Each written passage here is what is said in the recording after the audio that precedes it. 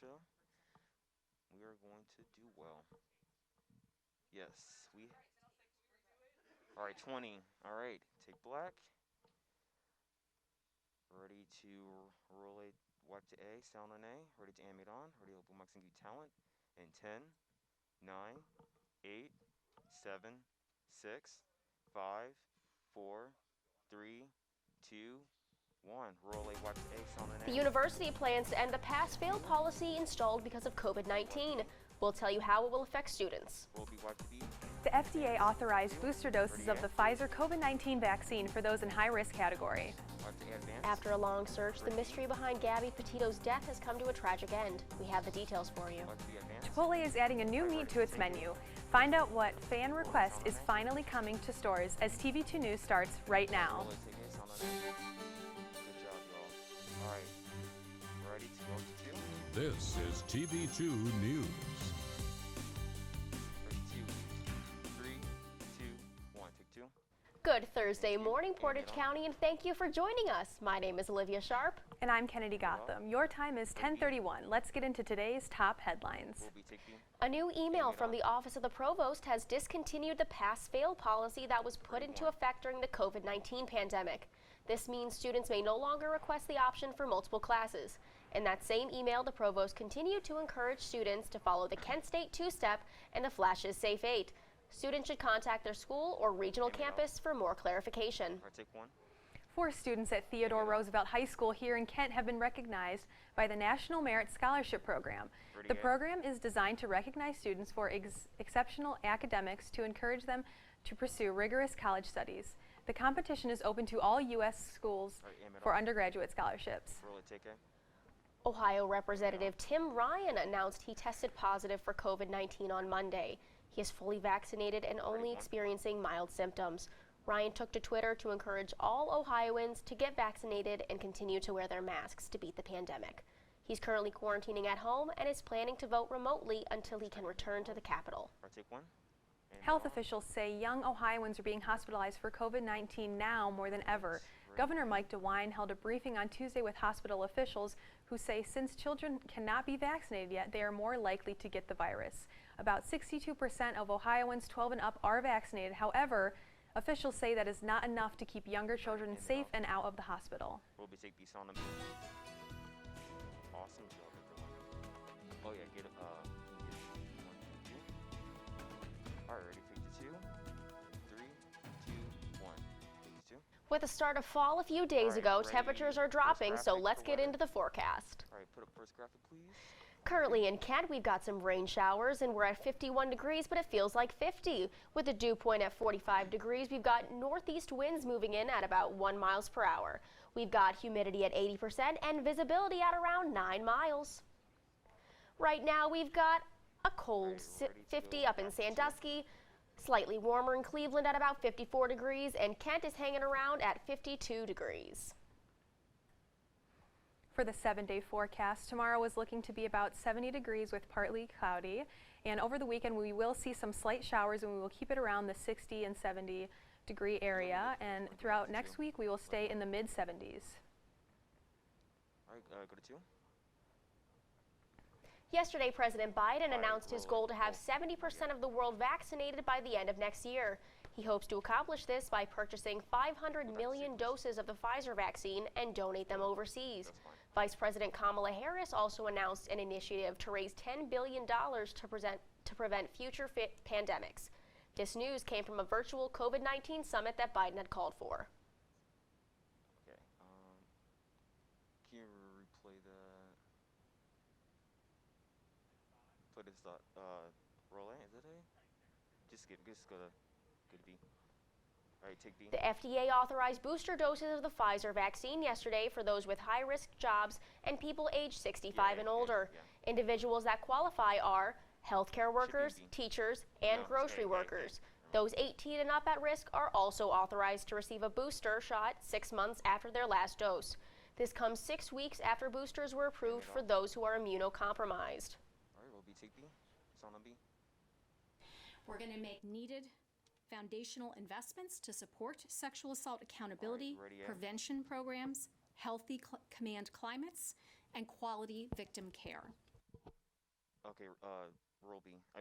And solidified a plan yesterday to deal with sexual assault and domestic violence cases in the U.S. military.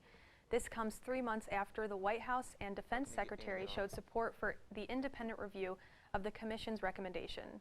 There has been no specifics on how sexual assault claims will be dealt with while the new plan is being implemented. Take one.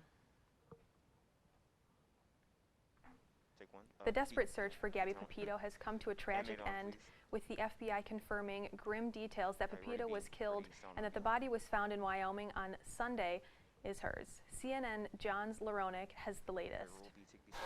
Amongst the peaceful, picturesque landscape of the Grand Teton Mountains in Wyoming, stones have been found assembled into the shape of a cross next to Spread Creek, near the spot where Gabby Petito's body was found Sunday. The FBI tweeting, the initial determination for the manner of death is homicide. And while investigators begin to uncover answers in Wyoming, thousands of miles away in Florida, we're out here searching for Brian Landry. The massive manhunt for Petito's fiancé, Brian Laundrie, is back on. We take this Whitfield. You're going to see the trail once you get there. Authorities searching by land and by air in the vast wildlife lands of the Carlton Reserve in Sarasota County, Florida. Terrain's very difficult.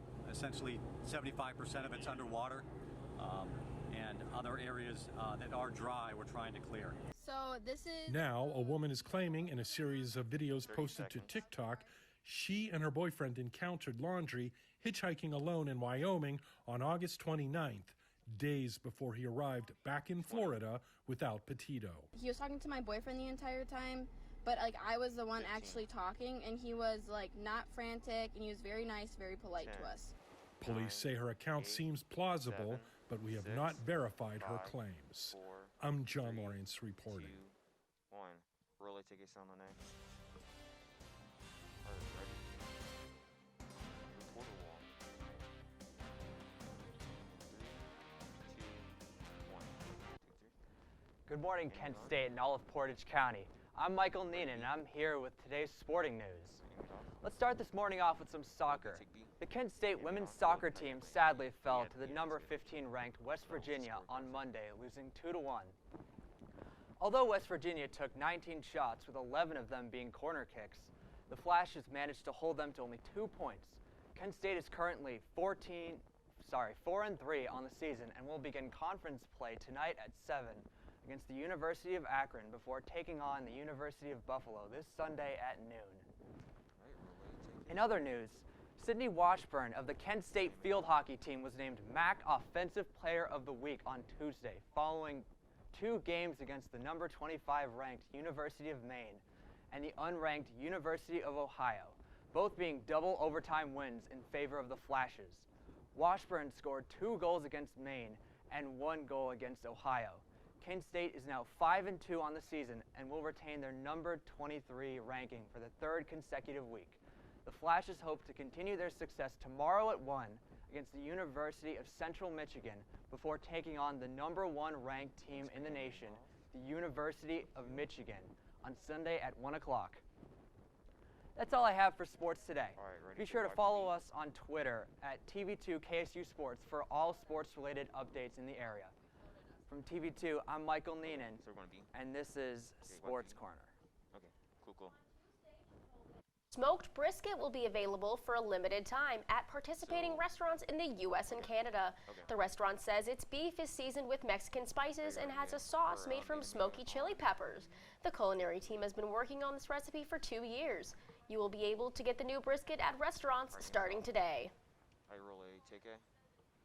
Saturday Night Live announced the first 4 pairings of guest hosts for the show, and one of them includes Kim Kardashian as she makes her SNL hosting debut.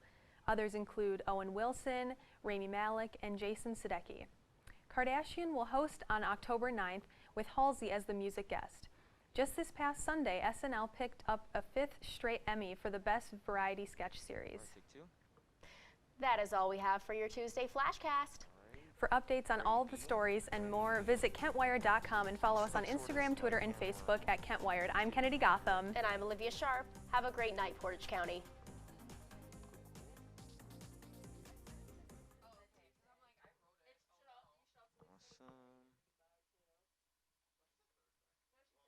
Your favorite weekly music show just got even better. We are now online serving all the needs of your favorite music media. You can check out our site for editorials and reviews from our writing staff featuring headline news and stellar illustrations from our design team. In the mood for your favorite artists? Check out links to our past episodes on this new and brilliant site. We are now one click away at KentCoreTV2.com. We are Kent Core. We are music-driven media.